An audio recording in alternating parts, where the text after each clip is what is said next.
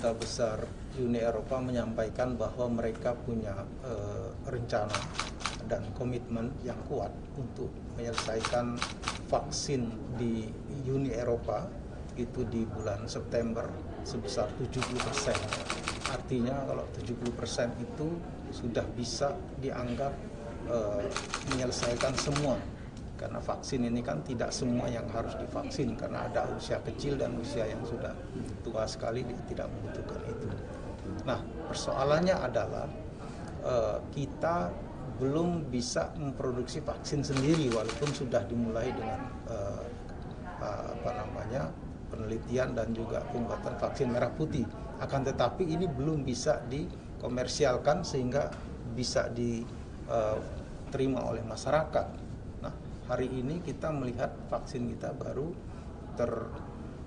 stagnan di 4%.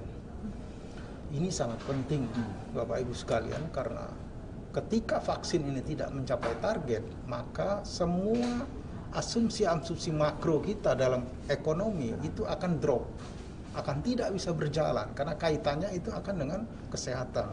Dan juga negara-negara partner kita akan melihat ini suatu hal yang berbahaya. Maka dari itu kita berharap kita bisa menghasilkan vaksin sendiri, dan kemudian kita dengan cara-cara saluran-saluran diplomatik kita untuk meminta kepada negara sahabat kita agar bisa membagi vaksin tersebut, even kita harus membeli. Karena ini menjadi ujian bagi kita. Kalau saya melihat bahwa IMF sudah menurunkan pertumbuhan ekonomi kita tahun ini yang tadinya 5% menjadi hanya 4%. Apa faktor yang menurunkan tersebut? Salah satunya ada keterlambatan vaksin kita. Karena kita baru terbatas, sementara dunia sudah 6%, kita baru 4%. Artinya, kalau dari sisi GDP kita masuk negara yang nomor 15-16. Tetapi dari sisi vaksinasi kita jauh di bawah itu. Nah, ini yang menjadi tantangan kita. Kita harus keras mencari penyelesaian dengan vaksin ini. Ya, maka itu saya meminta kepada Duta Besar Euro tadi, tolong bantu kami. Karena kalau kami gagal mengatasi vaksin ini, efeknya akan besar bagi ASEAN ini. Karena kami negara yang penduduknya besar dan punya kapasitas yang sangat besar di sini. Ini bisa mengangkat dan juga menghancurkan ekonomi. Kami konsisten bahwa pertama dari SDGs itu dikatakan bahwa kita harus mendorong terhadap upaya-upaya untuk membangun dengan berkelanjutan. Artinya Sustainable Development Goals itu harus tercapai. Apapun juga konsep APBN kita, apapun juga konsep pembangunan kita, maka dia harus terikat terhadap 17 poin tersebut. Di antaranya adalah isu lingkungan, kemudian green industry, ya, artinya industri-industri ke depan tidak bisa lagi tidak mengadop daripada ekonomi green economic. Artinya Euro 4, Euro 5 harus sudah kita adopsi di situ. Di mana tadi disampaikan juga B30 kita itu pun menjadi pembicaraan bagi Eropa. Apakah ini masuk dalam tataran green ecological yang diterima oleh mereka? Ini yang harus kita persiapkan.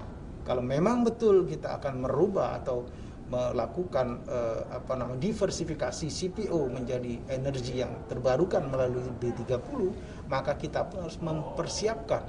Jangan sampai B30 ini tidak masuk dalam skala ekonomi yang berlandaskan lingkungan atau green economy, ecological.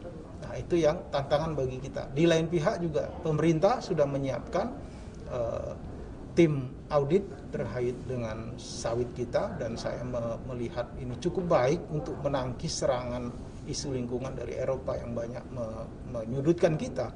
Karena pada prinsipnya memang dulu ya kelapa sawit kita itu kan banyak sekali lahan-lahan yang kita olah untuk sawit dan itu tidak sesuai dengan pokok lingkungan. Akan tetapi terakhir kita kan terus memperbaiki hal tersebut. Sepanjang yang saya lihat adalah 41% lahan sawit kita itu kan berada di lahan yang terlantar. Artinya memang kita berusaha memperbaiki lingkungan dengan melakukan penanaman sawit. Artinya lingkungan itu lebih baik. Persoalannya apakah lahan tersebut masuk dalam lahan bisa dibangun atau tidak, itu kan sudah dilakukan audit saat ini. Ya, mudah-mudahan kita cepat melahirkan sawit yang hijau sehingga kita bisa menjawab keraguan bangsa Eropa terhadap sawit kita. Tadi saya sudah sampaikan bahwa kami sudah melakukan proses semacam ISO terhadap sawit-sawit di Indonesia. Mudah-mudahan ini yang akan nanti membekali sawit kita ke luar negeri sehingga mereka bisa yakin bahwa sawit kita dibangun atau didirikan di atas basic yang sesuai dengan G20 di Indonesia tahun depan. Tahun ini ada di Amerika. Ya. Terkait dengan apa tadi Kota Baru? Ibu kota. Saya belum mendengar ada kaitan dengan pertemuan G20 dengan Ibu Kota Baru. Arahnya kemana kira-kira? Ya, nanti akan dibahas bagaimana pembangunan ibu kota baru yang nanti asalnya dari dana IMF lagi gitu. Ya, bagaimana dengan informasi seperti itu? Ya, saya belum melihat data detailnya terkait dengan hal tersebut, tetapi saya yakin bahwa bangunan ibu kota baru pemerintah tidak akan membebani dari hutang IMF ya, karena itu merupakan effort negara kita untuk mencapai atau membangun dengan cara kita sendiri.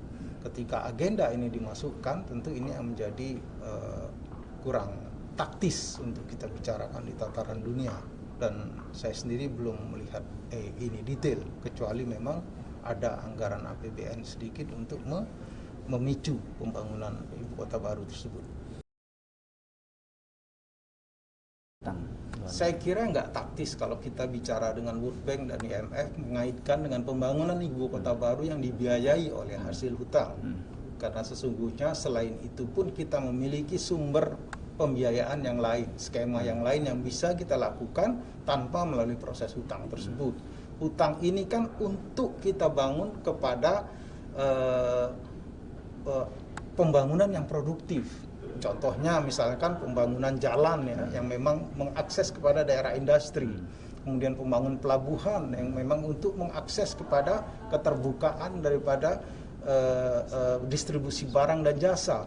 Nah, kalau kita membangun ibu kota baru dengan membebankan kepada hutang melalui APBN, saya kira kurang taktis. Dan saya nggak melihat di Komisi 11, saya nggak melihat itu ada. Tetapi nggak tahu kalau di Badan Anggaran ya, saya nggak tahu karena kadang-kadang di Komisi 11 tidak terlalu detail membahas seperti di Badan Anggaran. Akan tetapi sejauh ini kami nggak melihat bahwa pemerintah akan membebankan pembangunan ibu kota baru dalam pokok hutang di IMF.